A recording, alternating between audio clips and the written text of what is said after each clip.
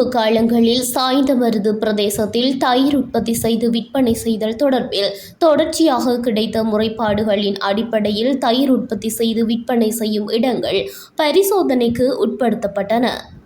பொதுமக்களிடமிருந்து கிடைத்த தரமற்ற தயிர் தொடர்பான முறைப்பாட்டினை தொடர்ந்து மேற்கொள்ளப்பட்ட பரிசோதனையின் போது சந்தேகத்திற்கிடமாக அடையாளம் காணப்பட்ட தயிர் விற்பனை நிலையத்திலிருந்து தயிர் மாதிரிகள் கைப்பற்றப்பட்டு மேலதிக பகுப்பாய்வுக்காக அரசு ரசாயன பகுப்பாய்வு திணைக்களத்திற்கு அனுப்ப தீர்மானிக்கப்பட்டது.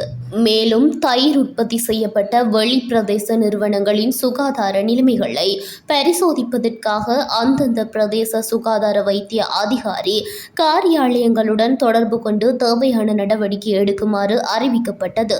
இது தவிர சாய்ந்தமருது பிரதேசத்தில் அனுமதியின்றி வெளிப்பிரதேசத்தில் இருந்து கொண்டுவரப்பட்ட தயிர்களை விற்பனை செய்தமை, சுகாதார சான்றிதழ்களின்றி முறையற்ற லேபிள் ஒட்டியமை மற்றும் பிற குறைபாடுகளுடன் விற்பனை செய்தமை போன்ற செயற்பாடுகளை மேற்கொண்ட விற்பனையாளர்கள் எச்சரிக்கப்பட்டு அவ்வகை செயல்பாடுகளை உடனடியாக நிறுத்துமாறு மற்றும் பிரதேசத்திலிருந்து அகற்றுமாறும் அறிவுறுத்தப்பட்டது.